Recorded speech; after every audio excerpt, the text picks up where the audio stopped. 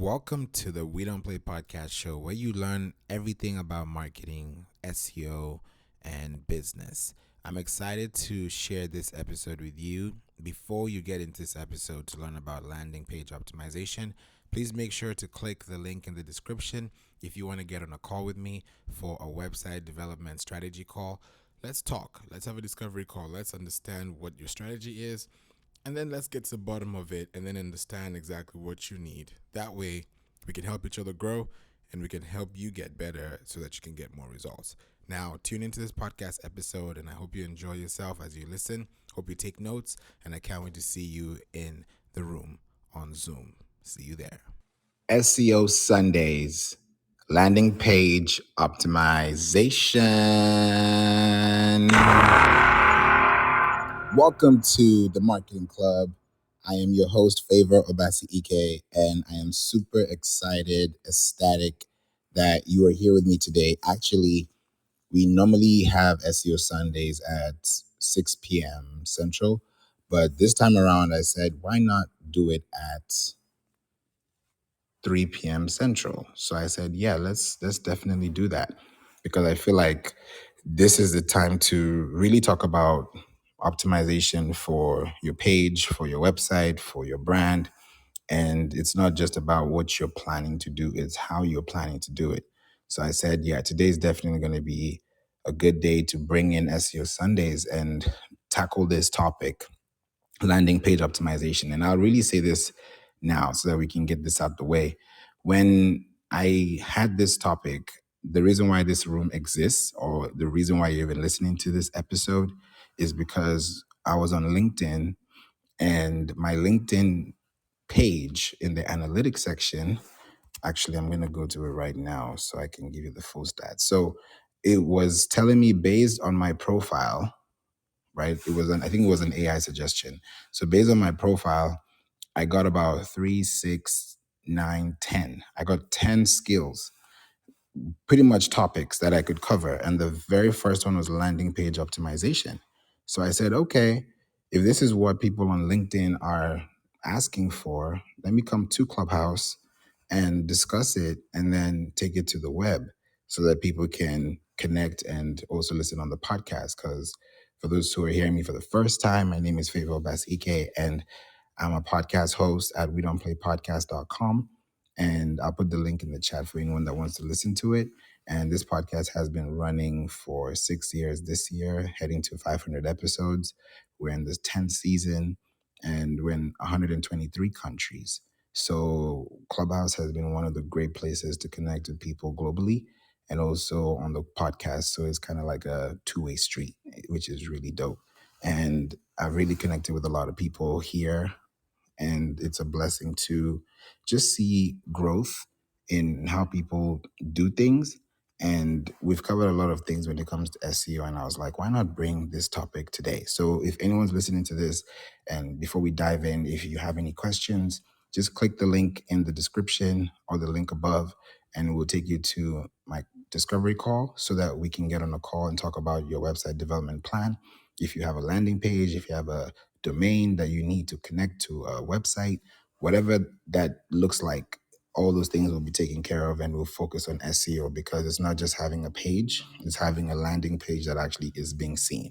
So I've put the link so you can actually see that, and that will give you access to the podcast. So let's dive in and let's share the room out. I'm going to also share it out to the Instagram channel, because we have an Instagram channel that connects with people, and it's a really nice group there. So whenever I have a room, I want to always let people know that it's on.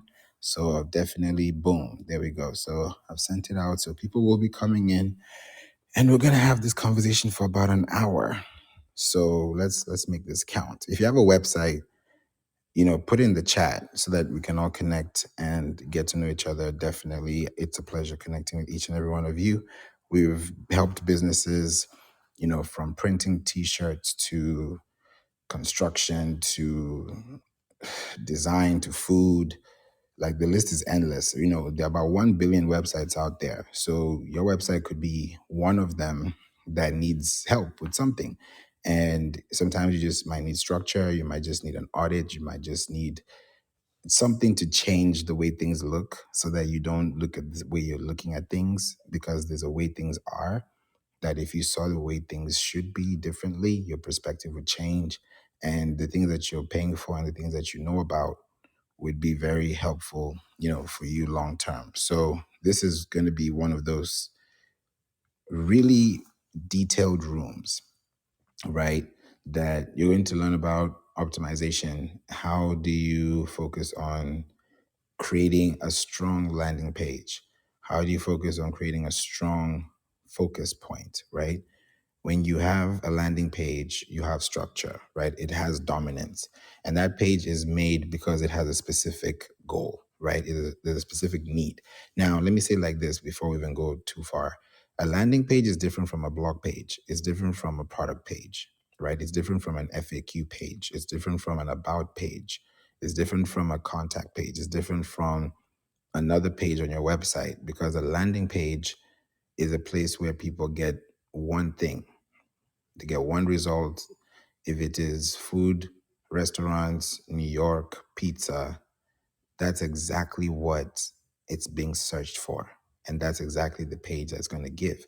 So it's that specific, it's that targeted, and it's that niche, right? So when you look at your website and your website has an informational pointer that lets people know about something that you have as a service, then it changes because it's a pathway, right?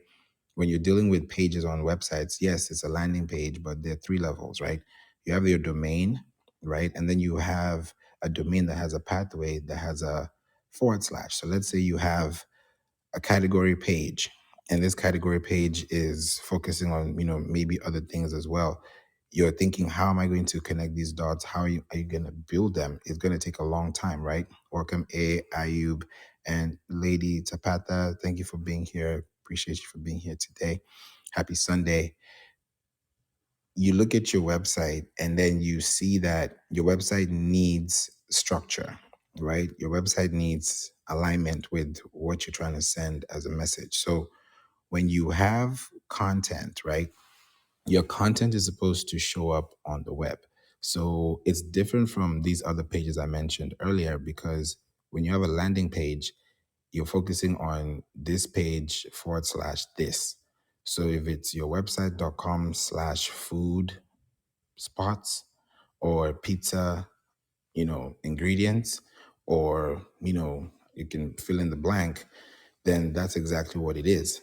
So if you know that you're serving this country, this state, this city, this district, this zip code, then is your content available to the market? That's the first question, because you're going to have a website and that website has no visibility to your audience, has no credibility, no attachment. There's no reason why your website should not be ranking, but because it's not connected, you can't see beyond what you're looking at, because all you're seeing is a brick, it's a wall. You don't know why it's not ranking, but you keep paying for this domain every year or every other year, because you need to keep the lights on. You need to keep your business running. If your business goes off and your website goes off, that means you lose traffic. And Google is not going to reference your website, even though your website may have had the best blog, the best product.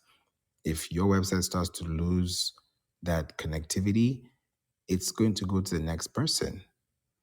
And you don't want that to happen, because you've built so much time, energy, effort, money, resource to be there. And then to lose it is not a good thing. So sometimes we don't even know what we have until we realize, oh, I wish I knew this earlier, because you've been paying for this, paying for that.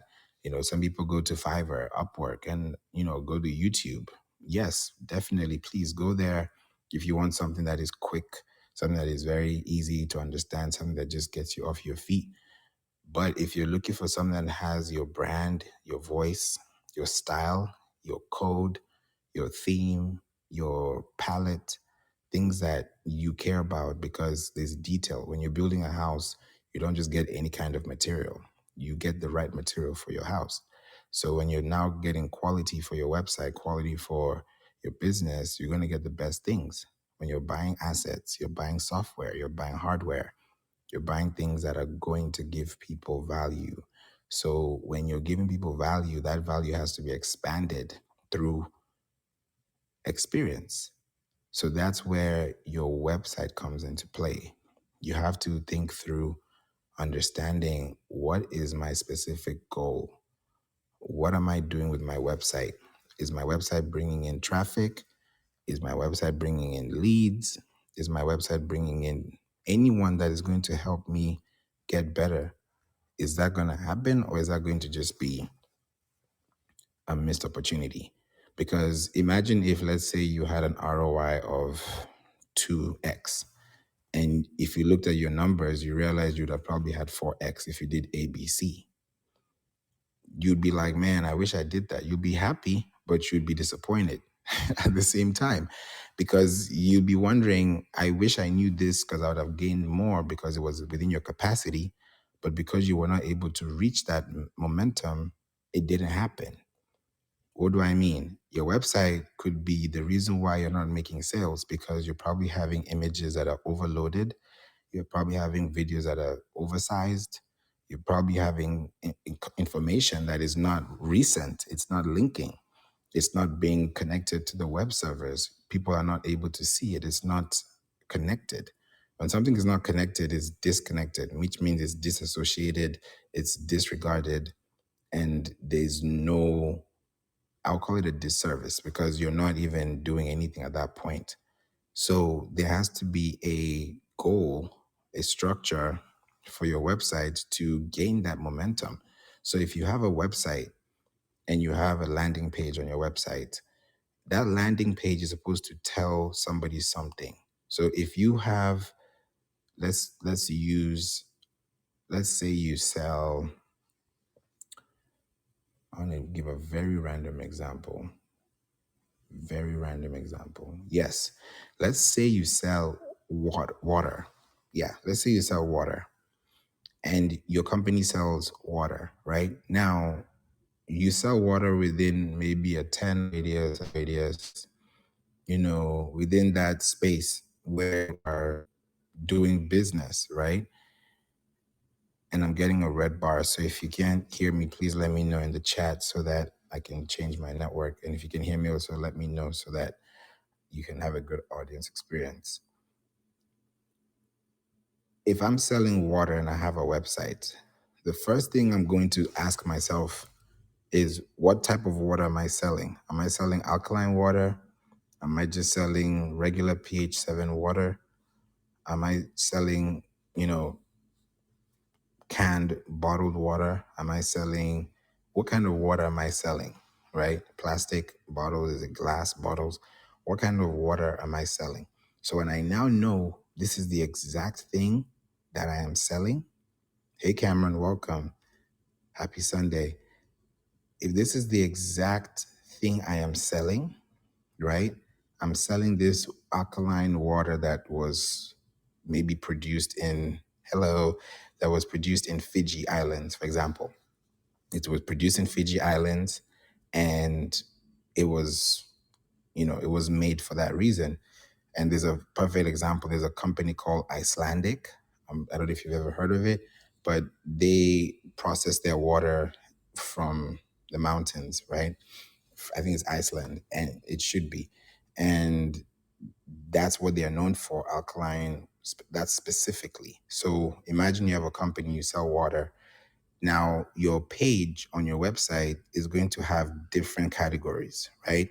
Now, because I'm selling water, means I can sell water to schools, I can sell water to hospitals, I can sell water to offices, I can sell water to restaurants, right? These are different places I can sell water to. Same product, different location. So if I know that I want to sell water to these people, then what does my page say? It's like a resume. If you're hired for a job, it's because what you had on your resume fit the job description. It's a match. It shouldn't be that hard, right? So if you have a website and this website is just a domain, great, you have a domain. Now that domain needs to produce assets. It needs to produce evergreen content. It needs to produce information, right? When you first work on a website, Your website, when it's built from scratch, it's built to finish. This is what I mean. When you build a house, right? You build a house from start to finish, right? No furniture, no fancy stuff, no curtains, no drapes. You're just starting, right? This house it's finished, but it's not furnished, right? But now that you've finished the house, you can now add things to the house that's going to make the house a home, right? So you've bought a domain, yay. You have the title deed, yay. You have the ownership, yay. That is that's your intellectual property. No one's taking that away from you. Now you want to build on that property, right? You're building on that property by creating pages. It's a landing page, right? If I land into your page once to only one place, that's only one option or one opportunity I have. But if you have 20 articles plus the homepage, about page, contact page, now you have 23 pages because you have 20. So think about it. You have more stack, you have more arsenal, like you have a more robust plan because you don't know what these people want, but you know what they're asking for, right? Because I might switch my mind tomorrow. I might change my mind tomorrow and say, okay, I'll just come back next week. It can happen. But if you're doing it consistently to the point where the person feels like you're actually paying attention to their needs, then they'll feel like, okay, oh, does this hurt? Oh, does this make sense? Eventually, they're going to say yes or no. They may not say yes to you, they may say yes to themselves. But now when they reach out to you, you need to match their suggestion. You need to match their need. You need to match their problem and then solve the problem so that when they now come back, they feel like you're the person that can solve the problem for them, right? So when you're selling water to schools, you're going to have a section on your website that talks about selling water for schools, or we have a campaign, or we're doing a charity event, or this is our quarterly, anniversary objective. This is what we do as a company just to serve communities. You can do whatever. This is for sustainability. It could be anything, right? Every water pack that we sell, we can donate $1 to charity, or we can donate 5% to an institution. It could be anything, right? It could be totally anything. So when you do these things as pages, that's the context, because there's going to be an FAQ page, there's going to be testimonials, reviews, there's going to be people that are going to say, okay, what is this about? It's like you're understanding what you're going to get yourself into because you're learning. Like when you're buying a house, when you're buying property, when you're buying an asset, when you're buying a software, when you're buying things because you want to be informed about. When you're buying a car, you want to know, can this thing work for me in this condition? Can it work for me under this setting? Is this something that is going to fit my plan? Is it something that actually works for me? These are questions that you would have to answer. I can't answer them for you. I can solve them, but you would have to bring the idea, the concept, because it is your business, it is your priority. And I want to take that as well as a priority for you. So that's why I'll be very specific in asking questions. Like if you click this link above and you need website development, there are questions you're going to answer, especially the first set of questions.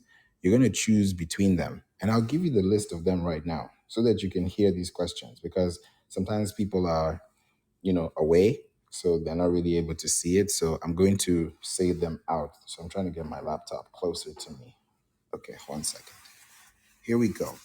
All right, so here we go. What website problems do you need solved? There are many problems, right? And in my head, I was like, how many problems can I solve? I want to solve these many problems, but I also feel like these problems need attention. And if any of these focus, if there's none that I mentioned is not there, there's a section where you can write what I didn't mention, maybe something more specific, because there are so many problems. But I was like, I also don't want to overload the problems that it becomes a problem.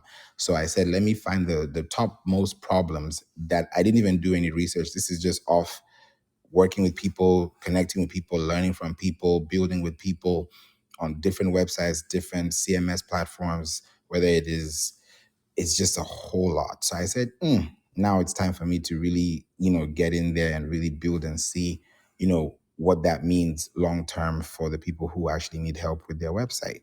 So, in this regard, right, I said, I'm going to think about,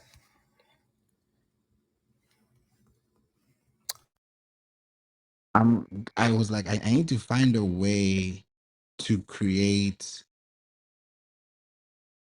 information that's not too much, but also very, very specific. So I said, okay, there are different questions here, and I want to answer these different questions. And I see people coming in the room. Hey, Iman. Hey, Renee. Great to have you here. Happy Sunday. Thanks for being here. There's so many questions, so many problems, right? So many things to solve. And I said, okay, I'm going to choose some of these so that the ones that are not discussed, we can discuss them on the call. And these are some of the problems, right? People have need or help with, or need help with. Let me say it like that.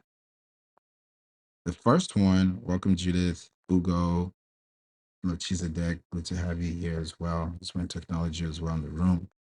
So here are the things that, and you can see this link at the top. If you want to schedule a call, you will see it there. And hey, Anand, I need a website. My website is not ranking online. My website needs redesign. My website needs an audit. My website needs management. My website is lacking structure. My website has error messages. My website has been dormant. My website is managed by me. My website is managed by a team. And my website makes no money. There are way more problems than the ones I just mentioned. And welcome, Caesar and Nelly. Nelly, glad to have you here as well. There are more problems than these, but these are the main ones that I felt like this would make sense. Like, if I'm sure there'll be at least, you can literally click all of them if all of them apply to you. But if there's one or two, at least one of them is gonna be response, because from there it makes sense. It's only the person that wears a shoe that knows where it hurts, right? So if you're able to describe it and then I'm able to prescribe it, right? Then at the end, we come to a conclusion, we come to a solution, we come to an agreement, we come to a formula, we come to a setting that just makes life easy and better for you, right? Because sometimes you also want to think about what you're doing. Like your website may not be, starting off. Your website may have kicked off, but has probably not paid off yet. And it will, right? If you do things correctly. Because your website could be in an idea phase, it could be in a concept phase. You'll answer these questions too when you click the link above. It'll also say customers using your product or service. Are you scaling? Are you in post revenue? And what is your business model? Is your business serving people, or is your business serving more businesses? That's a question. Those are questions that you would have to ask, because every question leads to a result that is customized for you. We all have different problems, me included. We all need things solved. We all need to pray for things to happen. We all need to work hard towards things. We all have something to work on, right? We're not perfect. And then when we are able to understand that these are the things that we need to solve, or we at least know, okay, let me get this audit, at least let me use this 10, 20 minutes to know exactly what's going on. That way, it gives me an idea. At my church, I have a friend, she's an esthetician, right? And she told me, I was feeling so bad. I was like, and we literally talked a week after this happened. I was like, I wish I said something like at the beginning of the year, because she would have avoided this. But you live and you learn. But sometimes I just don't know. Things just happen the way they do, and God knows why. So I was talking to her, and I was like, "Well, what do you do?" And she's like, "I do this," and I'm like, "Oh, really? Okay, cool." Because she's doing really well. This is in Houston, and I'm like, "Okay, cool." like, definitely would love to see. And I was like, this is really cool work. And she told me that she was like, oh, what do you do? And I was like, yeah, I do SEO and, marketing, consulting. It's a lot, but I can pack it in those three words. And she's like, oh my goodness, oh, I didn't know. I wish I knew this because I just paid someone $3,000 and they ran away after I paid them. And I have to now build my website myself. Like, I was so hurt. I was like, what? What? And I like the look on her face. I was like, man, like this thing it's real.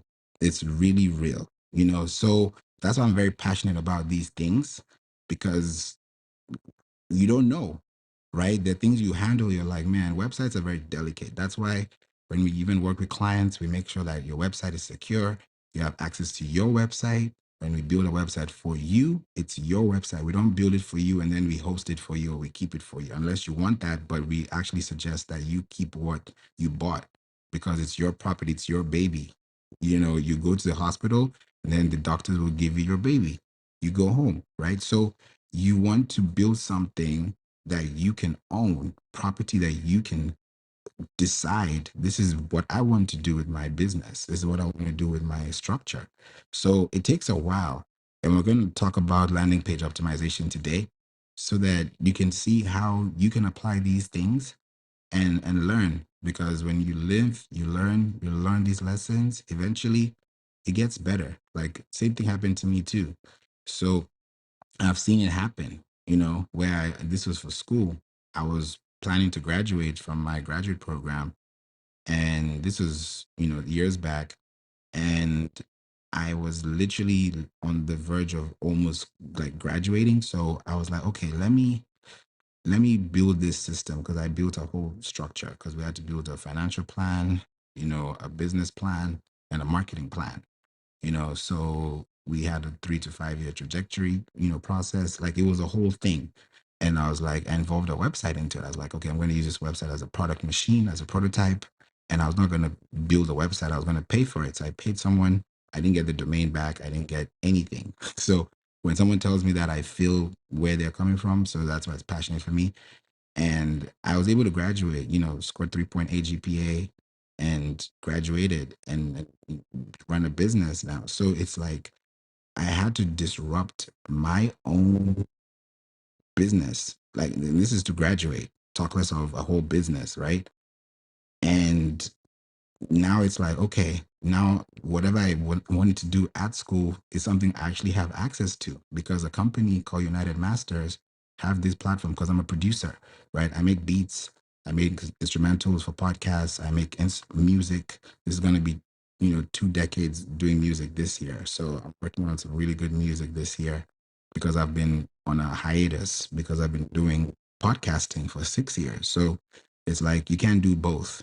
One has to go on a tangent, and that's just the reality. You can't serve two masters. You have to dedicate energy and time to things. So now it's like, okay, what can I do to make sure that this is consistent? And I'm like, okay, close to 500 episodes, there's a lot that can be discussed, a lot can be processed and redone.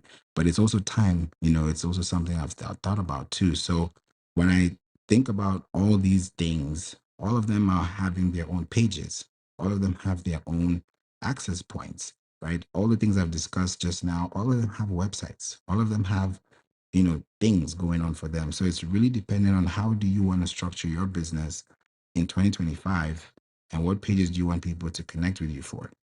Even you said I created a whole 5K website for a client who didn't pay a penny and disappeared. So I understand. That's wow. Yeah, it's a whole mess. But I think when we go through these things, it makes us, toughen up. We're able to see, okay, if this didn't happen, would I have learned this? Would I have learned that?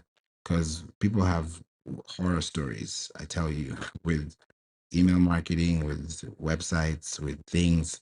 I've heard all kinds of things, and I'm still yet to hear more, because we never stop learning. But I think the more we're able to break down these things, the better it is for us. Eman, we'd love to hear your thoughts on the topic too. And anyone as well, feel free to come up and if you want to say anything. Eman, what are your thoughts? Thank you so much, Favor. Amazing topic as usual. Landing pages in the whole SEO, having a website um, was for quite some time a luxury for businesses. Then starting 2010 per se, it becomes obvious that if you don't have a website, you don't have a business. And I just wanted everyone to think about this. We are global, even if you don't think so. If you have a website that is well created and well maintained and done right, SEO wise and structure and everything. So even if you don't think so, you are global and you're step or two to reach everybody if you can do that right. So I'm saying this to just give a highlight for what is important about having your SEO done right and your website. And if we can say the landing page, sometimes, and I experienced that a lot, people think that landing page means that it is something very simple, very primary, nothing major, but in all honesty, it is not. It is securing your, a- as if, I want you to imagine it this way, as if you are securing your market share. You position yourself in the market. Yes, it is a website, but this website is your company, your business, your own brand name, and that should have a market share from whichever industry you are working on. So, and to the point of getting scammed by by clients. So we can get scammed by clients. We can scam clients too. So it goes both ways. So some and actually this really it teaches me a lot, but it make me more connected to my business ethos. My word is kind of contract, if I can say that. I used to just say what I do and do what I say, nothing more, nothing less. If I promised something, I would do it, regardless of what the other person is doing. Sometimes those that kind of events just make you hesitate, or question your morals, your ethics, and to be honest, Favor, and welcome Renee to the stage. To be honest, I just found myself guilty. I should not um, give trust, even if it's referred by somebody. I sh- I learned that trust is earned, not given. I can trust you, but if you refer your client to me, you should not. It doesn't mean that you guarantee the other client or the other referral, right? So it was my mistake. I'm learning. After 15 years in the industry, still learning, still getting those things. So, but it's just life. That's about it. What do you think? Over to you. That's deep, Iman. I appreciate that share. It's very important to look at life, with new perspectives, new lenses, because these things happen. Sometimes we can't. force it. We can't fight it. We just have to face it. And then it's on the other side of that facing that you're able to see why you went through what you went through. And it goes through all different, facets of life, and not just websites. This is just one area, because you can optimize your page, you can have a whole website, and then nothing is going on. But you can definitely turn your website from just lights off to lights on by doing a few things and then letting it run. It's like a car. When you start the car, start the engine, and you go through, it's fine. You're pretty much on you're on automobile. That's why they call it like that, right? You're on automatic, because you're able to switch a gear, turn it on, drive, go up, go as fast as you want. You can drive as much traffic as you want, because the car is a website. But as far as you're going are the links. You can go to Milwaukee, you can go to Idaho, you can go to Hawaii, you can go where you want to go, because you are able to move that machine. You're able to move that engine, because whatever you're running on has an engine, has a power, has a phantom power, if I can put it like that, because you're able to really push out content that people can see. And if you're not discoverable, how will they discover you? People who are discovered on YouTube, on TikTok, on MySpace, it's because there was a network, there was a community, there was a product, there was a scenery, there was an experience. So we're going to dive deeper into this today, as we're here, to the top of the hour, to talk about landing page optimization, because it's very important to look at these things when we just discover how we build what we're building, whether it's a call to action, whether it's a color, whether it's a saying, a quote, whatever it is, there's going to be a resonance with what you're showing that's going to give somebody the incentive to choose. And sometimes making a choice is a hard decision in itself. But if you're able to choose correctly and choose wisely, then happy with the decisions that you chose, initially. So thank you so much for that, Eamon. Renee, what are your thoughts too on the topic? Because I know you're big on optimization, and when it comes to experience for consumers in your industry. Hi, good morning, evening, afternoon to everyone. Well, one of the things I think some people may be wondering is when should they know that their landing page needs optimization?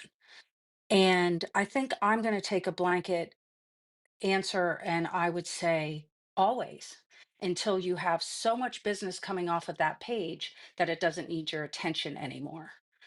So then what do I think of when I think of landing page optimization is I'm thinking, how are people, when people come to the page, that's one thing. Getting them there is one thing. That's a whole other mindset. But once they're there, how do I optimize that page for the most return on investment of them coming? So I want to see activity. I don't want to just see clicks to a page. If it's not translating into money, then it needs optimized. So I guess that would answer the question. And I guess I did kind of say that. So when people come to the page, they need to do the actions that I'm thinking they should do. And the actions are going to be any of the call to actions we're thinking about. They're either going to book an appointment, they're either going to go to another page. Maybe this is a landing page and I have three services. Maybe I'm a caterer. I drove them there with an ad or social post, and now they're on my catering page.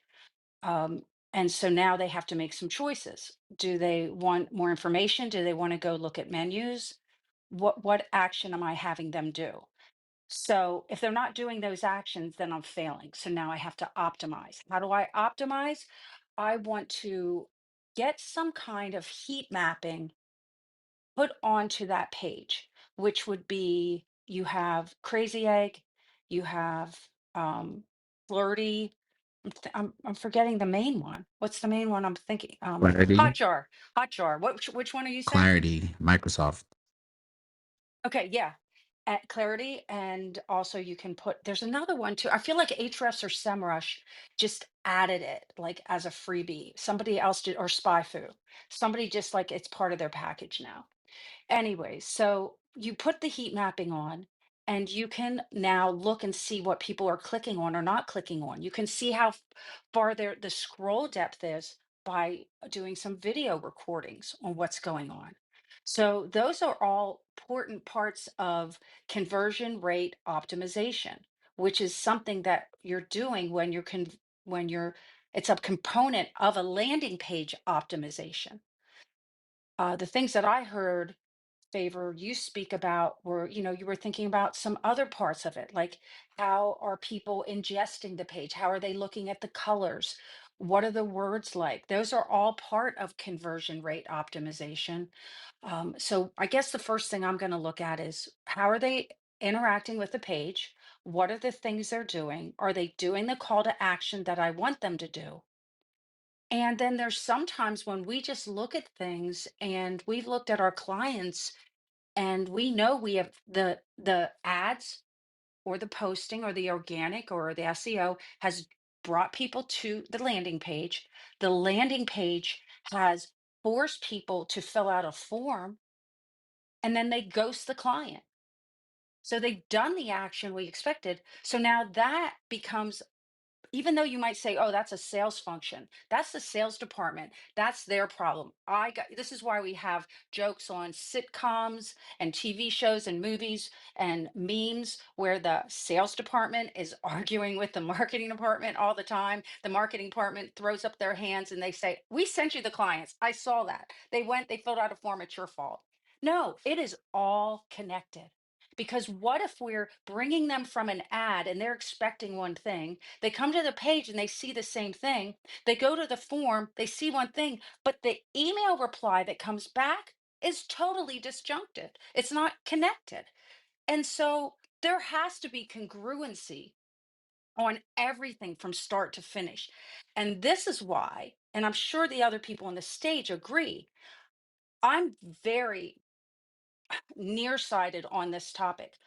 I believe that all of these departments, which in some companies, some small companies and some big companies, they are not held together with a marketing director or a CMO or somebody that's making sure all the departments are talking to each other and that everything is lined up. And then when something isn't working, you bring everything back together. And, so this is why it's important to get somebody who is looking at everything from A to Z. That's what we do. We don't do gig work. We don't do just ads. We don't do just the CR. We do the whole thing. You can't split up the pie. We end up being a fractional CMO for small companies. And I believe from that is where you get this optimization at full potential, full accuracy, because we're looking at the whole flow. There's been no handoff of a baton. It's actually somebody saying, what were the keywords we went after? We got in this client. What did this client do? When this client got all the way over to sales, what did they do? Sales is a function of marketing. You want to know what marketing is? As simple as can be. If it touches the market, it's marketing. If it's your menu at your restaurant, that's marketing because it's front facing. If it touches the client, if it touches your market, it's marketing. So thank you for coming to my TED Talk. I will hand the microphone back to you. Thank you, Renee. That was beautiful. I appreciate that feedback too, because it's so important to look at these factors when somebody is thinking about conversion, because some things just irritate some people, and some people it doesn't work for them. Like I was talking to a friend yesterday, and I asked her, it was just a very random, I didn't even know why I asked her, but I think it was just the moment. And I said, let me find out. Because I think I was in the moment of building something for a client. So I I said, okay, let me ask what is, because I didn't build a website, right? So I said, let me find out from somebody who actually uses these products. It's hair products. So I said, okay, let me ask, a friend of mine, like, what does she think about this hair product website? She went through it, and because we're running ads for the website, like a Valentine's, collection. And I said, what do you think? She's like, I like the website. I like the differences. I like the descriptions and everything. The only thing that she didn't like, which was a big thing, and for me, that opened my eyes a little bit more, because I was like, these are the things that I'm changing. But when somebody's seeing it from a consumer standpoint, you want to pay attention to those details. Because, like you were saying, Renee, if those details are missed, You missed the whole thing completely. And it was a very simple thing, which is not what I did. I didn't build a website. I didn't structure anything. It's not my business. I'm just here to optimize. But optimization includes modification. So, what are the errors I'm looking for to modify so that when we now recrawl the website or re-index a website, it makes sense? All her links on her images were, F4579, 2 JPEG. They were all really like random. So we had to like optimize everything, make sure everything is congruent, everything is just aligned, and we fixed that. So we turned from moderate, slow to good. So now she's gaining organic traffic because all her images are all text optimized. It just makes sense because you can see the traffic on the search console, you can see the traffic on Shopify. And I now asked my friend, like, what do you think? She liked everything. And she said, Favor, I think it would be nice if you tell the client to name, and it gave me an idea to name the actual hair products. Like, yes, you're selling frontals, yes, you're selling, extensions, yes, you're selling accessories. But because of the brand name, I was like, why not create an avatar for your brand? So if the name of the brand is this, then you can create, pseudonames that can actually make someone know, oh yeah, I want this blue lavender. It sounds like blue lavender. What is that? But because it's within that brand, it sounds normal. If you go to Bed Bath and Beyond and you're going to get candles, you're going to get, lotion, you're going to get some things. You look at some names, you're like, okay, grapes and pomegranates. I don't see that all the time, but when you think about those things, like it now makes you think outside the box, right? That's the brand that they're trying to give. That's like, oh, what does that smell like? What does that feel like? That's the experience. It's a user experience. Yes, it's in person, but yes, you can also make that online. So she has to change the names because the names are like just the names of the products. But if we just change the names of the products to actual names of, let's say, the name of a person, or describe it in a very semantic way, then it will make more sense for the person that's purchasing. So they know, okay, I'm getting these Alice bundles. It sounds like something random, but that's what you're able to identify it as. So that if you now tell your friend, hey, have you heard this about these Alice bundles? What are Alice bundles? Here you go. Here's the link. Now, from awareness, you've turned from just not talking about the product to actually seeing it and actualizing it. So it made a lot of sense when she said that. And I was like, yeah, that's definitely going to affect your sales. It's going to affect your marketing. It's going to affect your product outfit and just your brand archetype. So it's really good that I was able to see that. And you think about the long-term effects of these things and ask how do they even match up as well. Welcome, David. So you really see how structure works out for you, and it makes the most sense. I want to ask you this question, Renee, before I come to you, David. How many colors is too much colors on a landing page? Are we talking? So I know we're not talking about images because images are going to have the whole rainbow in there, right? So you're talking about colors for the brand. Yes. Okay, so I am going to say two primary, one secondary, and two other ones that are occasional. So the occasional would be a thin line here or there, maybe in between the areas.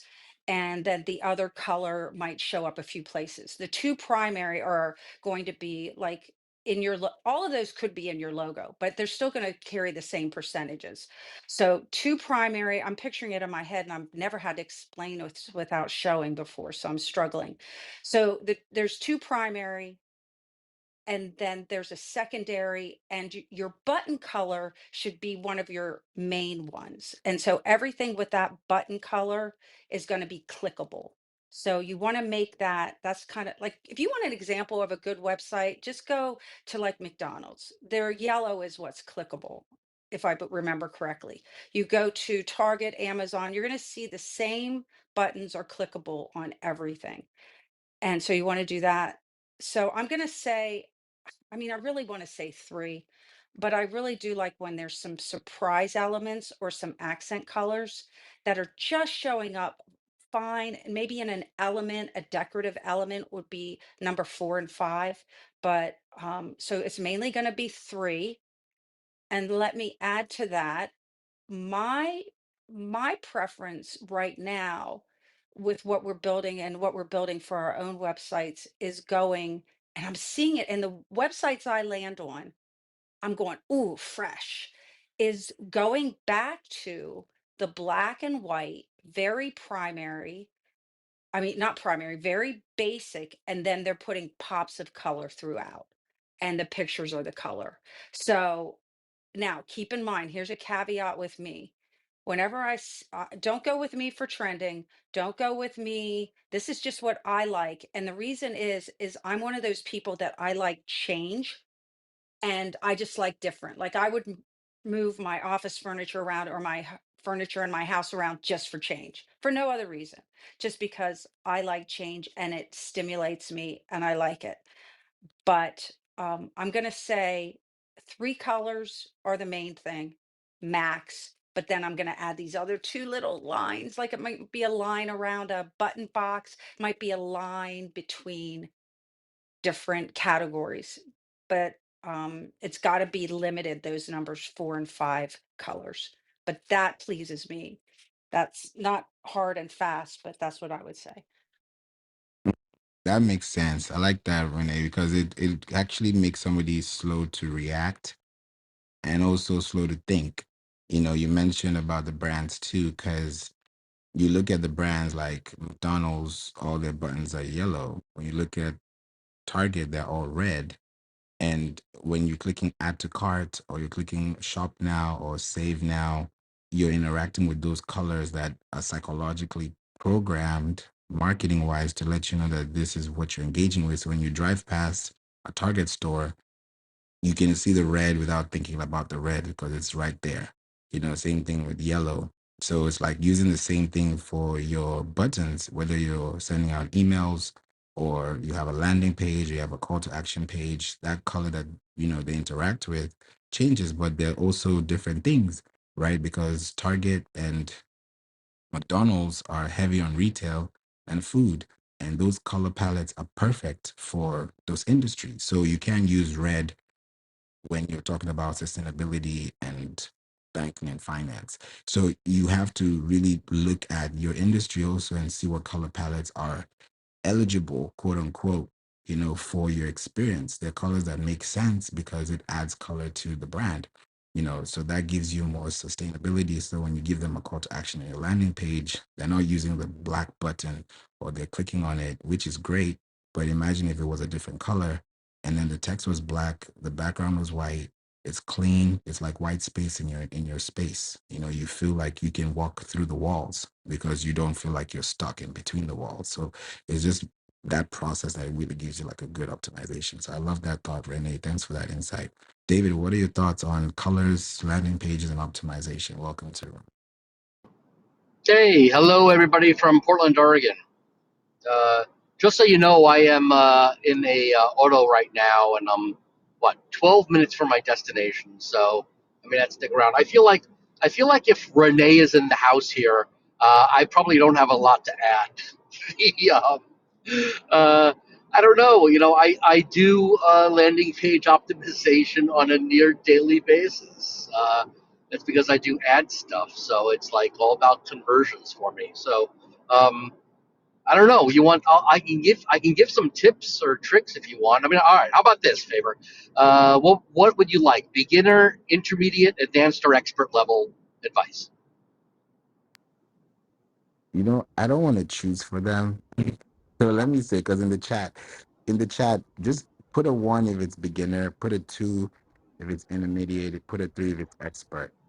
Because I don't want to choose. That would be Right on, right on. I like that. I like that. Yeah, please put stuff in there, and I'll give you some thoughts on this. okay. While we're doing that, I don't know if it has been covered before, but there is a substantial difference between a landing page and a squeeze page.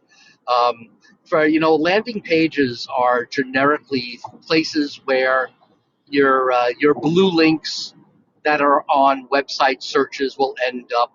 They are pages that would show up if you put anything into a TikTok video or YouTube or a Facebook post and stuff like that.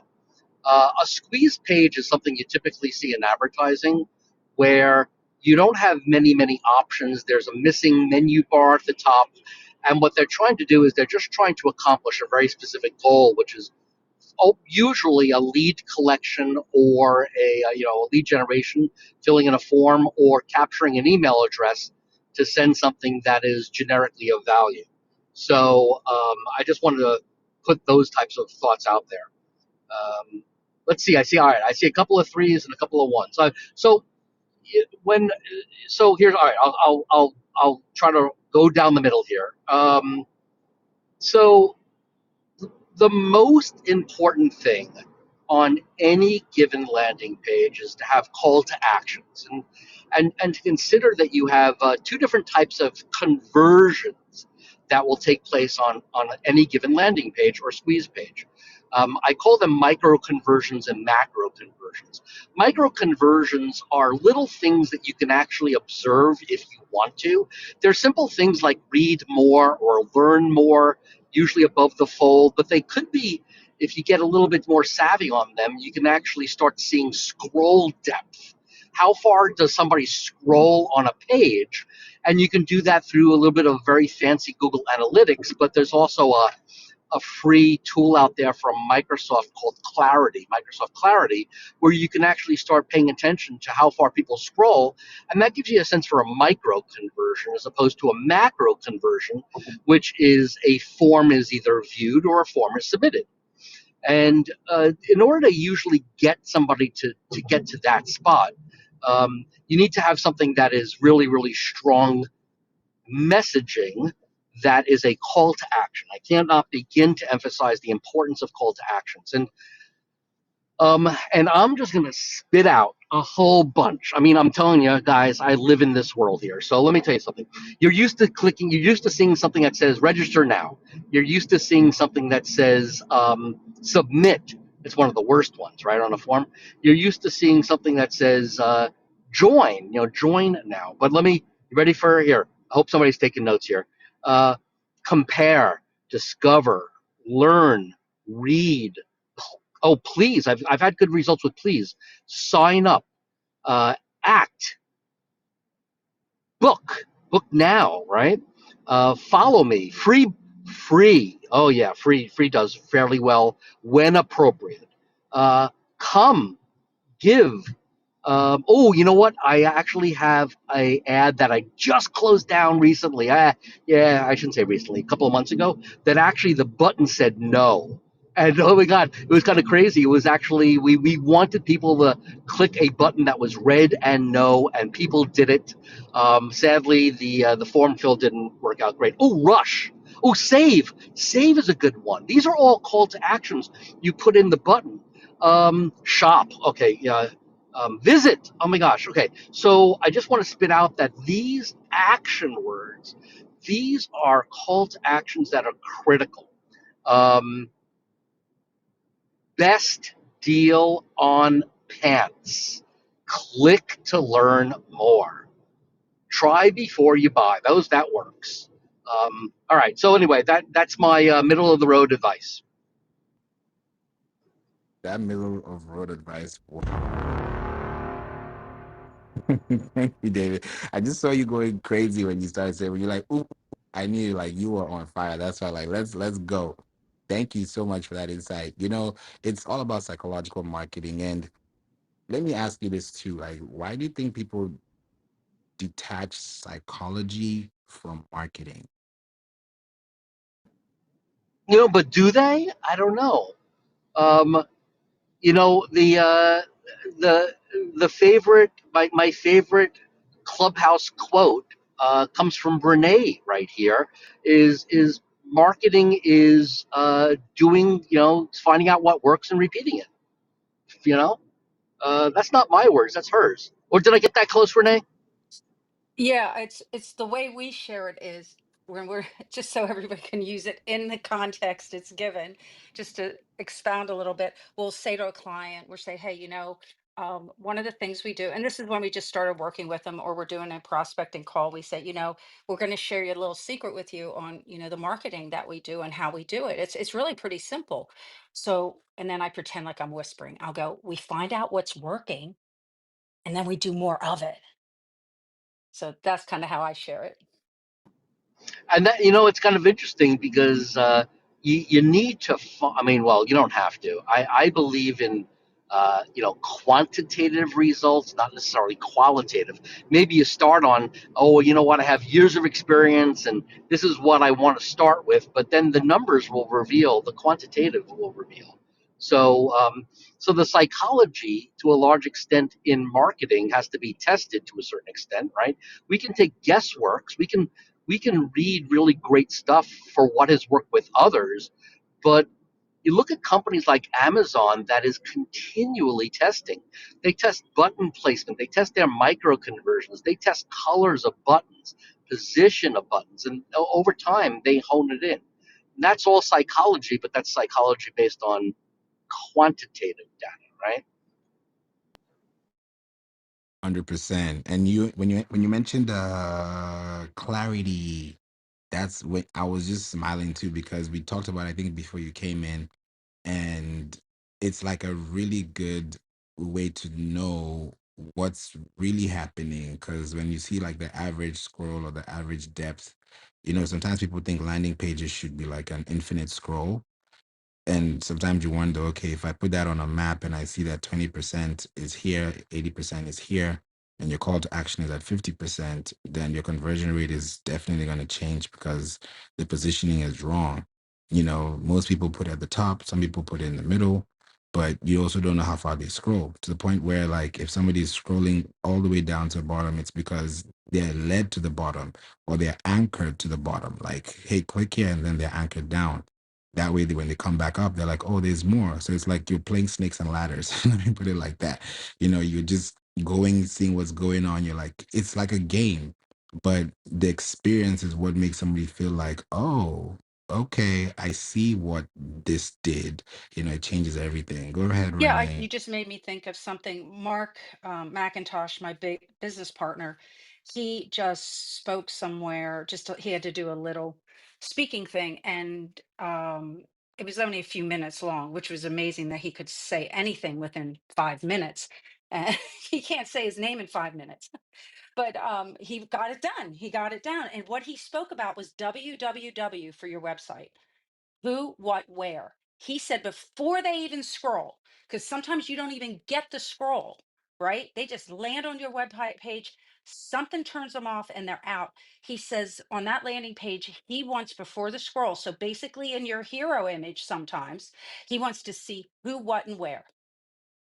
He wants to understand who you are. Like if I landed here, who you service, what you do, and where you do it. Because some people are local.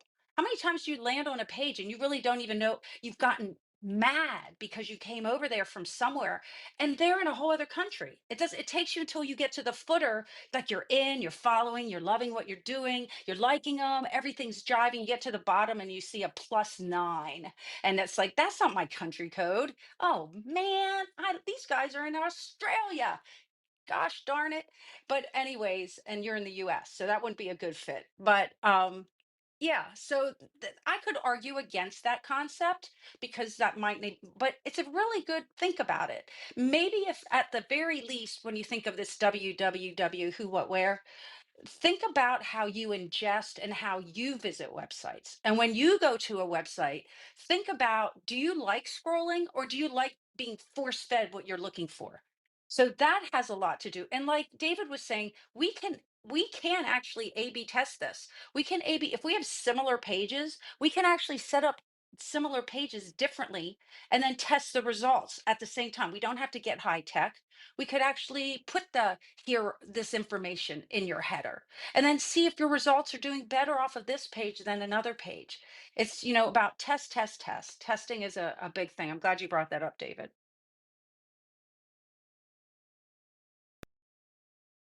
Love that, Renee. Thanks for that share too. Yeah, this is definitely a conversation that I think it was needed to have. And I mentioned in the beginning of this room that how this topic even happened is because my LinkedIn suggestions within the skills area based on my profile gave me 10 different key clusters or keyword clusters. And I looked at the keyword cloud and I was like, landing page optimization is number one. okay, let me talk about it. Because sometimes when we think about, oh, here's a keyword, we're so excited about the keyword that we totally forget the purpose why we research for that keyword. I've seen it happen a couple of times. And if you don't follow through that keyword to the point where there's no product or tangible sustainability, then how are you going to use that resource as a way to have acquisition over time in the future if you're not able to measure the statistics from the beginning, from the initiation phase? So sometimes we don't look at those impression counts, but they do count and they do matter if we take care of them now, and then we don't have to discover them later because we already dealt with the solution prior to it happening. So it's really good that we're here talking about this as well. Thank you for that share. Albert, thanks for being here. Happy Sunday. What are your thoughts, questions, suggestions? Feel free. Yeah, I'm more on the user end, and the experience, and what I've been hearing is powerful. I really love the the call to action that David was talking about. I also, I it was funny. I was going through a website the other day, and a company came up, and it was so true what Renee said. No, if, I don't know why is it that we don't, why we feel that way when we see companies out of the country, but it was one. I was like, wow, this is a great product. But what I'm getting from this as well is, a lot of times people say, get your website done, get it done, or get your landing page done. And what I'm hearing is that it's an ongoing experience. It's you really can't get it. I mean, is there such thing as done? With the landing page, or is there somebody there who is, customizing and navigating the experience and continuing to improve upon it? Because that's what I see in my profession. It's never done. It's you get your process, your workflow, but if you think it's done, it's not done. It's just, in fact, that's why you have to love what you're doing and continue to do it. And I do love the whole thing of the experience and the emotions that are attached to these colors, because I think we should all pay attention to that. When you go to a page, take a pen out and say, how do you feel when you see this? How does it make you feel? What does it make you do? What moves you? And if it works there, then perhaps you should, try some of that for what you're doing. But I don't know what I can add, because it's some powerful, things on this, information here. And Iman, thank you, because she invited me up. So thank you, Favor. Thank you so much, Albert. That's a great share too, because we always want to also know from the consumer side what that looks like, because sometimes we may think we know what is right, or in the marketer's eye then we're like, yeah, this is work, this is perfect, but to you it's Greek, it's you can't understand it, it needs translation, it just needs time, and then that time you don't have now slows down the process of the whole idea from the first place. So it's a whole friction based scenario situation that can be solved. When the message is clear, when the message is concise, it makes sense. You run an ad, hey, calling all podcasters. If you're not a podcaster, you swipe because it's not for you. But if you're a podcaster, you listen a little more. If it makes sense, you stay or you swipe. So you don't really have to think too hard, especially if it's something you're looking for.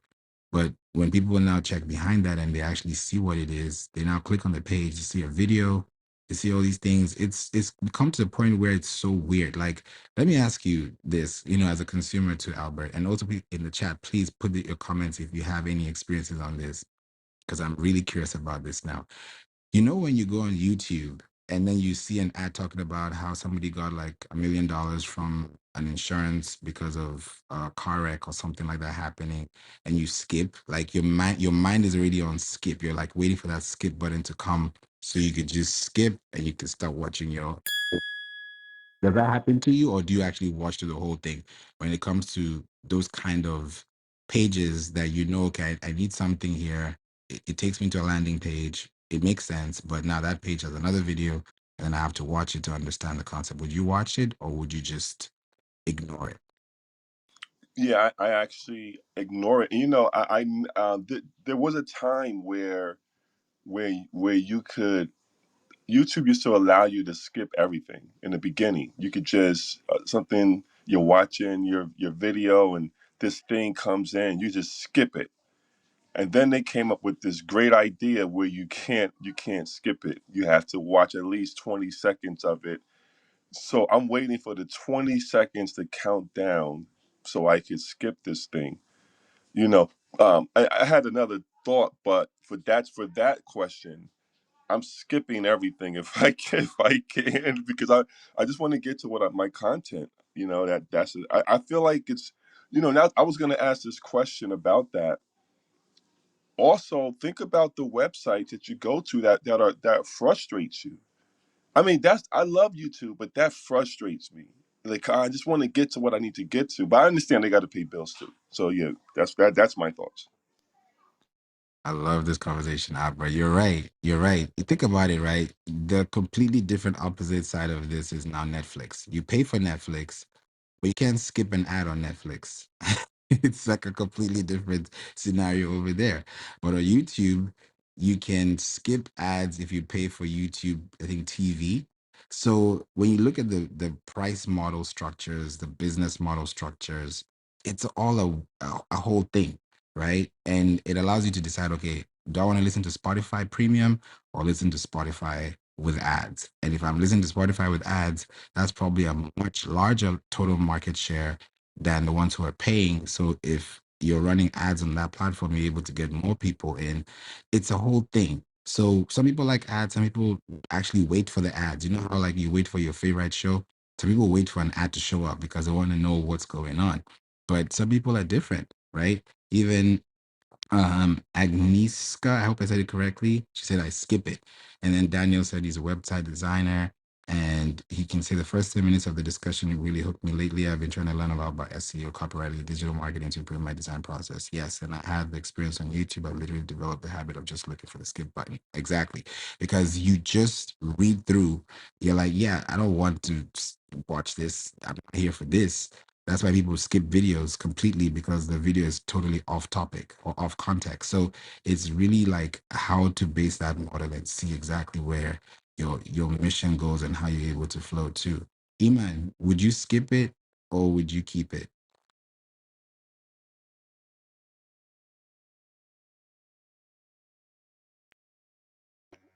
My sticky mic. Yeah, no, I actually would keep it because I'm curious to know what I came here to know. I'm usually a patient person. Sometimes I skip if I don't have time or um I'm in a hurry. Usually I go to the next website if I'm searching something and it's too long of an ad.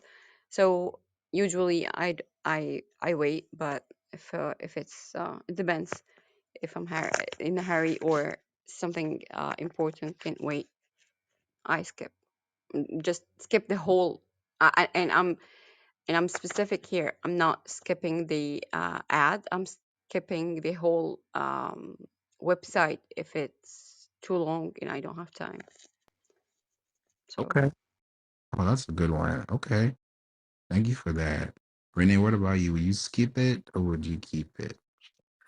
Oh my, this is an it depends. So this is, do you want the yes or no answer? Do you want the, okay, so this is an it depends. So I do pay and have been paying for YouTube to skip the ads for at least 5, 6 years, at least, if not longer. My business partner does not pay. He likes the marketing. He likes to see what the ads are like. He likes it for marketing.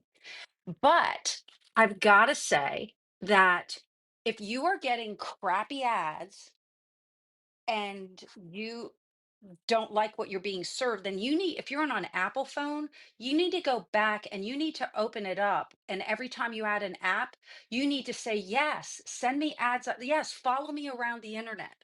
Follow me around the internet, please, because I would rather get ads that I'm interested in than get ads about buying car tires for my car. And that's one of the things people say they hit no, no, no when they're putting a new app on their phone or doing something on their phone, and or they're saying no, don't you don't realize what you're doing. When you get asked that question, would you like to get ads served? Would you like us to follow you around the internet? And is there a privacy issue there? Yeah, but I think I think we all know how much our privacy is already violated. I, as a marketer, want ads that are coming to me that they have realized I have looked at, like, say I was going to have a grandchild and now I'm starting to look at baby stuff. Well, guess what? I want to be served baby stuff ads, um, because now I'm in that vertical. I haven't been in that. My son is not, and his wife are not pregnant, but that was just a good example. Like, I'm not in that vertical at all. But when I go into that vertical because I'm going to have a grandkid, I want to start that. So if you're getting really bad ads that you need to skip through them because they're just totally unrelated to you, I want you to reconsider that. Saying all of that, the final piece of this is that there are some streaming platforms I'm on that they have just misread me 100%.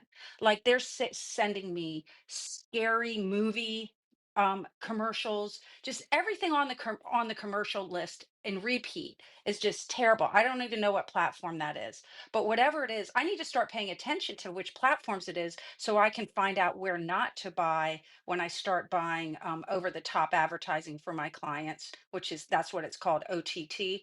I need to start paying attention to which ones have nailed me good and know who I am and what I like and are serving me good ads. And I need to pay attention to the ones that aren't serving me good ads because I don't want to buy ads for my clients on those. So, because I don't know what they're using as their algorithm to figure out who I am, but I have it open all the way. I want to be served good ads that I care about and things I might possibly buy. And that's on all the platforms. So that was my answer to your question. Yes and no.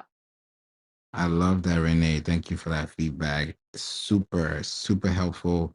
And you said something that really it hit home because you're looking at the overall experience of the person who is engaging with this product. And if your ads are not reaching you, it's weird. It's like you're getting the wrong information. Like, imagine you live in Louisiana, but you're getting information about New Hampshire or getting local news from Utah. You wouldn't really, you turn the TV off. You're not going to really watch that because that's, I mean, you can watch it, but is it relevant to you right now in this current state scenario? No. But if it is, cool. But at some point it doesn't, because at some point it gets redundant or it's not really within your scope of understanding because you're not relating to it. If it's snowing in another state and it's sunny in your state, how does that relate? So, but if it does, then the things you have to do, you have to dress differently, you have to think differently, you have to do different things. So it's the same thing like you said with the website. There's so many different pieces of the puzzle, to look at and see where exactly your product fits, the market. And if you're able to use colors, like you said, to really strike that emotion, then someone sees that and it's like, okay, here we go. This is what we're going to do. Because when you think about your pages, your websites, some people just buy like people just buy domain names for landing page purposes. It's a thing. And that thing makes me cringe, but to each his own. But it's weird, right? There are 1 billion websites out there in the world. There are way more than the number of domains out there. You can have a domain specifically for one thing, great. But if you're using it as a website within a landing page, and this is something, let's say you're running an event in May and you bought a domain, built a website or landing page, and then the event is over and you don't use that domain, what happens next? Are you going to reuse it next year? Like, you can't scale from that, and yet you're paying for a domain, you're paying for hosting, you're paying for. It's a weird, complex scenario, but some people don't know. That's why we talk about these things on SEO Sundays, so you're able to really see that. And yes, to your question, Justice, as well. Renee said yes too, because yes, VSL, video sales, letters, those things are very important. Like when you send a letter to somebody and you start with a salutation and you end with warm regards or kind regards. There's a difference between saying, "Hey, what's up?" It changes. Like there has to be a kind of way. Hey, I hope you're doing well. Just checking in with you. Merry Christmas. Happy New Year. There's something that you're sending in context of that season that makes someone feel like they're connected to you, right? I hope you're warm out there. I know it's cold. Somebody will feel like, okay, you actually care about me. You're not just here to send me an email, to send me a proposal, or send me an invoice, or send me a website. There are things that have to have that attachment to it. So it definitely makes sense. And I think it's where we want to begin. So we just have to think about it that way. Renee, what do you think about domains that are just used for one-time purposes? Oh, As whoa, it is. whoa. I You hit me off guard. A URL that is used for a one-time purpose? You mean just for like this little marketing thing? Like a landing page to an Oh. event or something like that. Mhm. Okay, so if we're going to do that, we're not going to have any SEO presence. We're not going to have longevity. We're going to have to always be driving traffic to that. So as long as you realize that you're not going to be in the SEO game, that you're just setting it up for ease of use, that's fine.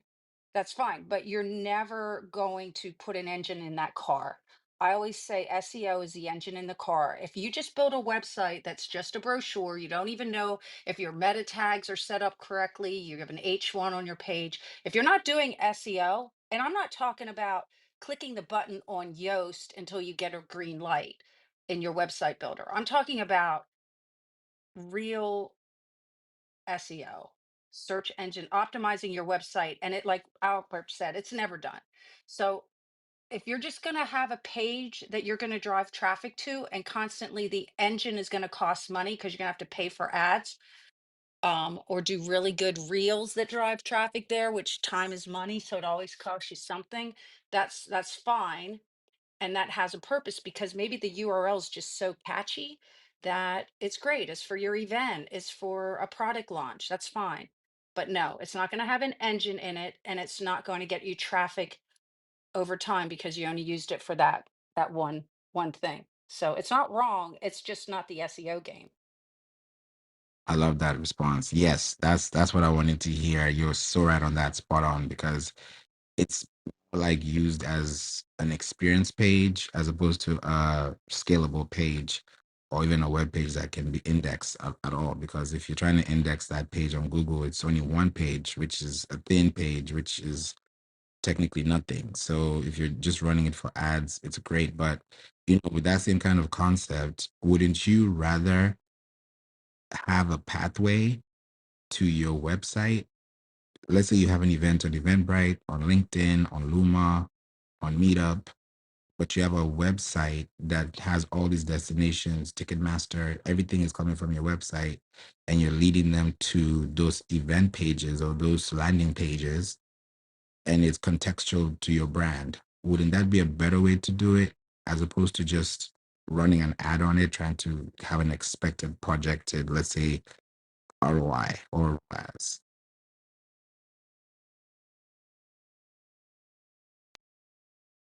Yes. I don't know how I can add to what you said. Was that for me? Yes. Maybe I didn't understand the No, you got question. it. I thought you were kind of just repeating what I said, but saying it better. No, you said it really well, Renee, because I'm understanding it. And I think I love how we're, breaking this down because whoever's listening, as you're listening, you're understanding it better because it's more of a concept that you have to get through. It's not just, SEO because it's SEO. We're currently working on a really big website very soon. And I've seen it. Not every website developer is an SEO expert or SEO technician or SEO specialist, right? You can build a website from top down, down up, and it looks great. But if I look at that app's website and I don't see any SEO applied, then it's a struggle. It's like a backlog. Now you've built a whole website. Now I have to go to the pages that you built to rename the images, to rename, compress, and refile, re-index what you already built. That's already a lot of work. Things that I should be doing, like the windows already there, the handles are already there. But why am I going back to change the handle or change the paint? Renee. Yeah, and that's what we end up doing so many times. People come to us for our marketing services. We look at their website and we see that they don't have any SEO done for their website, not even the basic. And we just had that happen this week. A client was reaching out to my business partner for something, and he looked at the website that and my business partner Mark said back to her, he goes, "Hey, this is a really good site for a DIY website." And she responds back, they have some kind of ongoing relationship that he knows who she is, so he felt comfortable saying that. But then he was embarrassed because she came back and she goes, "That wasn't DIY. I paid somebody X amount, three, four, $5,000 to build that." And he goes, "Oh, so they didn't. Okay, well, the SEO isn't done." She goes, "Oh my gosh, no, I got SEO with that." But here's what we have to understand about the term SEO. And then, of course, he was embarrassed. But what we have to understand about SEO is that it is like saying, I want to go buy a car. And you can go into the worst car lot in your city and leave with a car. But you were really expecting, when you said car, you were expecting a total car, that it had seat belts and it had functionality to it, and it had a backup camera, and it had air conditioning. Yes, you left with a car, but you left with a terrible car. And that's what happens, I see, with people with SEO, is it's in their website contract that they're buying SEO, and they even might even put words in there that explain it. And just by putting a title on your page, the title that comes out of the box with your website designer, which is usually homepage type, we call it, which is the up and down bar. And then it'll say the name of your company: home, up and down bar, name of your company. Well, guess what? That is SEO. That is a title on your page. But that's not what it's supposed to be. It's supposed to be 60 characters, and it's supposed to have your keywords in it, and maybe the name of your company. And that's an argument we can have for another day. When should you do that and when should you not? And then but so the you'll never win that fight when you go back to the website designer and say, "You didn't give me SEO," and they'll say, "Oh yeah, I did. It's right here, and I gave you an H1," even though the H1 has supposed to be the main thing about your page. The header, your H1, your heading number one, is supposed to tell Google what is your page is about. Like who it's that's like a good who, what, where. Who you are, what you do, and where you do it. That would be a great H1 on pages. So that's got your keyword. That's what you do. But sometimes we find landing pages, or I'm sorry, H1s that say, for the best results. Well, for the best results doesn't help Google know exactly what you do. You're not spoon feeding to Google. And when we're doing a website review, we say to people, we go, okay, we're kind of exposing to them that they did not get H1 or SEO. And we'll say, well, you know what? If anybody in your area, in your right fit clients, that ever search for the best results, I bet you show up. And they get it. They get it that nobody's searching. When you build your header tags, when you build your meta titles and your meta descriptions in your own DIY website, you need to be putting in terms and phrases at the bare minimum. Even if you just did that and you did it poorly and you did that for your website, you're going to be better than not doing what I just said. And guess what? You have chat right now that you can go to and say, following SEO, Google's SEO practices and Bing's, please give me the right H1s, the header tag structure, and the meta titles and meta descriptions within the character count that is best, whatever. You guys have no excuse for doing it. You can do at least better than not having it. So I don't even know what the question was anymore, but that's my answer. I love that, Renee. That just summed up everything. You see, like what David said, like once you speak, it's like the queen has spoken and we can all leave. Because everything has been said, everything has been addressed, and it's been, I mean, what else can we say about this? Because I feel like if we now do what we've said, then you now see the results and we can come back, to do that long term. It can really, really help us, creating concepts. And for those who don't know this, I like to also give this information so that it's not like you got caught by surprise. But we all know ChatGPT, and using those platforms, you can use a platform like DeepSeek if you would like to. You can use a platform like Kimi Kimi AI. That's also there in competition with DeepSeek now. So that's just some tech news for you to check out. So just go online. I like to give you guys information. It's free information. Freely it was given to you, freely you give it. That way you're able to have more abundance and share what you have, because sharing is caring. So use these platforms, download them. They're free apps. Sign up, check out, do what you got to do, and get the right results. And then modify them to your fit, to your brand fit, to your brand outfit. And then more people can find you long term as well. Jody says, welcome to the room. Love chat. It's so helpful with my website. Yes, I'm glad that you're here. Thank you for this time with us, because we usually have this SEO Sundays, and I said we usually have it at 6 p.m. Central, but I was feeling like, nah, I gotta have this a little earlier today and see how the room turns out, and it actually turned out really well. So I'm glad we're here talking about this topic, and we can never oversay it or never say it enough, but it starts off with what you already have. Just do an audit, your own audit. Go to Siteliner and check out your website, see what you get. And if you get a result, if you get broken pages, duplicate pages, error pages, you can know, okay, I have this. Like, you have a car issue, you know how to fix it, you know where to go to the mechanic, go to the dealership, get it fixed. You can drive out happy and everybody's happy, depending on where you want to go and fix it. So when you know exactly what you're fixing, then you know what to fix. If I tell you your battery is dead and you can't drive, but it was actually a transformer, or it was actually your catalytic converter, then I've definitely misinformed you, and you've paid or overpaid what you should have paid. And now we're going back in circles, and nobody's solving anything. It's a whole rabbit hole.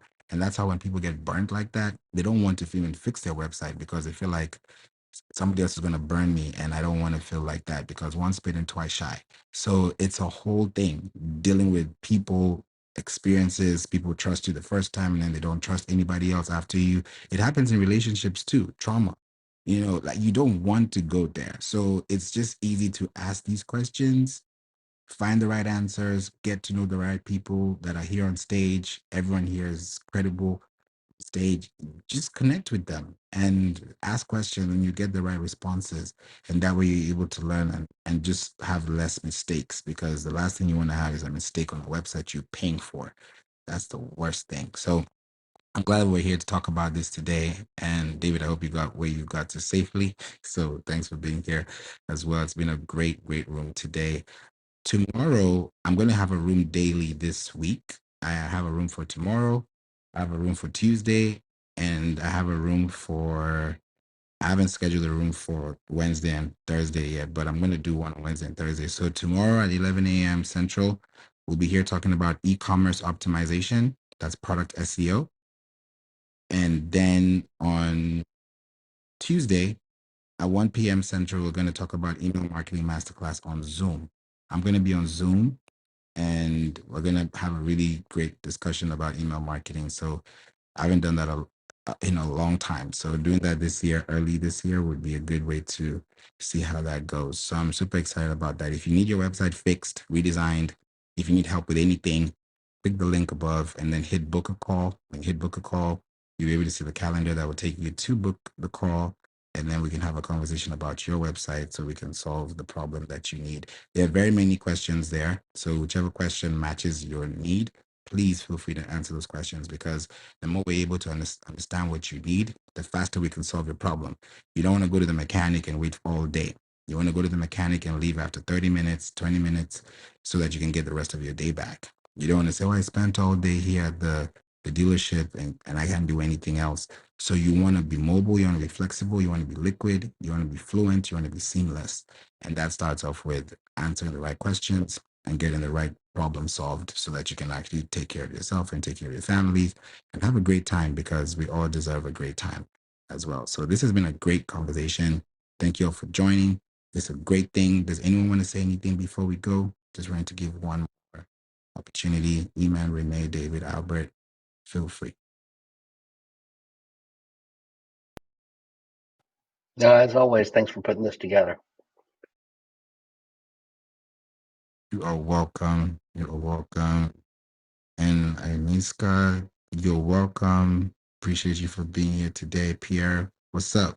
Thanks for being here. If you have a ticket, please click the link at the very top that says Marketing Club. We have rooms here, and I haven't been doing them as daily as I used to, but I'm probably going to bring that back soon. That's why I'm using this week as a test run, just for the few days in the week, and at least to see how that goes. So definitely, I wanted to kick off the week like this. If you have any questions, please reach out to me. Click the link here, and we can definitely get that started. If you have anything specifically that you need help with, reach out and we'll make that happen for you, because landing pages are an evergreen discussion and we can never solve everything in a day. Rome was not built in a day, but every day, if we work towards where we're going, we're able to see where we're coming from, and it gives us like foresight, insight, and hindsight. And that way you're able to really know what you're looking for. At the end of the day, we all want to win. It's not just about websites, but if we can actually have a website that does well and the engine is running, then why not? Have an automated workflow system that gives you a business operating advantage. And that way you can be competitively advantageous to the market that you're sharing products and services with. So thank you all for being here. Eman, Renee, David, Albert, Nelly, Lady Hustler, thanks for being here. Pierre, Chizedek, Ingrid, good to have you here as well. Iska, Justice, Daniel, Omar, Ami Reza, Aruna, Jody, and Amin. You're all appreciated. God bless you all. Have a wonderful Sunday. Enjoy your evening. Stay healthy, stay warm, stay hydrated. And I'm going to see you guys tomorrow in the clubhouse streets. Take care.